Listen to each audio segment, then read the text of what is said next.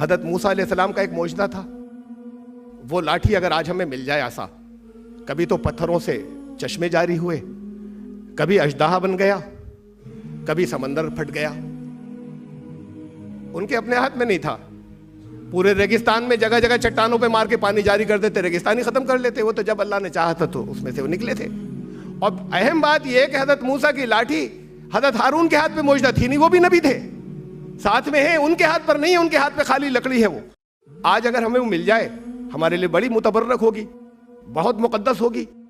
اب ہم اگر کہیں اپنے غیر مسلم بھائیوں سے کہ یہ وہ ہے حضرت موسیٰ والی لاٹھی، یہ جو ہم اس لیے بڑا احترام کرتے ہیں اس کا، اس سے سمندر پھٹ گیا تھا اور یہ وہ اژدہا بھی بن جاتی تھی، فرعون کے دربار میں بن گئی تھی، تو وہاں سے کہیں گے ہمارے ہنومان لنکا اٹھا لائے تھے. ہم کہیں گے وہ جھوٹ ہے، وہ کہیں گے یہ جھوٹ ہے. ہمارا تو ایمان ہے اس لیے کہ ہم نے پڑھا ہے، ہم ثابت نہیں کر سکتے. حضرت عیسیٰ کا قم بإذن اللہ بھی ثابت نہیں کر سکتے کہ وہ زندہ ہو جاؤ اللہ کے اذن سے، اور مردہ زندہ ہو گیا. نبی اکرم صلی اللہ علیہ وسلم کو ایسے معجزے 400 سے زیادہ ملے، ہمیں ملتا ہے تاریخ کے اندر، جیسے یہ تھے. قرآن نے کسی کا ذکر نہیں کیا. معجزہ لفظ ہی نہیں لایا قرآن. لفظ کیا لایا قرآن اس کے؟ جہاں جہاں معجزے، آیت، ہر جگہ آیت. معجزے کے لیے جو لفظ لے کر آیا، اللہ نے حضرت موسیٰ کو آیت دی، اللہ نے حضرت عیسیٰ کو یہ آیت دی تھی، قم بإذن اللہ کھڑا ہو جائے، یہ آیت دی تھی، وہ ان کا عصا تھا. یہ 6000 سے زیادہ آیتوں کا معجزہ سب سے بڑا زندہ معجزہ، اس لیے کہ حضرت موسیٰ گئے، لاٹھی گئی، حضرت عیسیٰ گئے، قم بإذن اللہ گیا.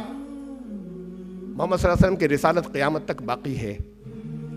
معجزہ بھی ایسا ہونا چاہیے جو قیامت تک رہے. اسی کو ریکگنائز کیا اس لیے جو قیامت تک رہے، جس کو دوسرے یہ نہیں کہتے جھوٹا ہے. اور یہ معجزے دی کیوں جاتے تھے؟ جیسے ہی دیا حضرت موسیٰ کو فوراً کہا کہ جاؤ فرعون کے پاس، اذهب الى فرعون انه طغى، بڑا سرکش ہو گیا، پہنچو. فرعون نے مان تھوڑی لیا، لیکن پھر تباہ ہو گیا جب نہیں مانا. تو یہ آخری حجت پوری ہو گئی تھی، اس کے بعد تباہ ہو گیا. کہ اب معجزہ اس لیے دیا جاتا تھا کہ بولتی بند کر دو، چاہے مانے یا نہیں مانے. اس کے بعد بھی سرکش ہو، اگر اس کے بعد بھی نہیں مانیں گے آخرت میں سزا بھگتیں گے، اس کے بعد سرکشی بھی کریں گے، تمہیں روکیں گے، تباہ ہو جائیں گے، پھر اللہ کے ذمے ہے.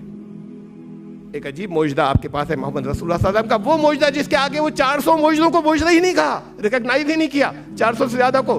اتنا عظیم معجزہ. حضرت موسیٰ کا معجزہ حضرت ہارون کے ہاتھ پر معجزہ نہیں تھا، محمد رسول اللہ صلی اللہ علیہ وسلم کا آخری سب سے بڑا معجزہ آپ میں سے ہر ایک کے ہاتھ پر معجزہ ہے. چھوٹا ہونا رہی ہے. کس لیے ہوتا تھا؟ اس لیے کہ جائیے زبانیں بند کر دیجیے، اسے لے کر جائیے زبانیں بند کر دیجیے.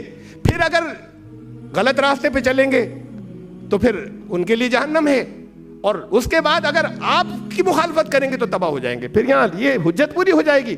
معجزہ تو اس لیے ہوتا تھا.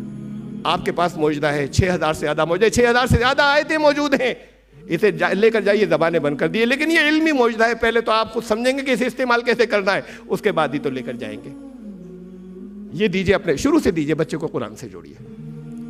پوری زندگی کو بدل دینے والی چیز ہے یہ. بچہ آپ کا امتوں کو بدل دے گا، ایک ایک بچہ بدل دے گا. قرآن کا حامل تو بنائیے اسے.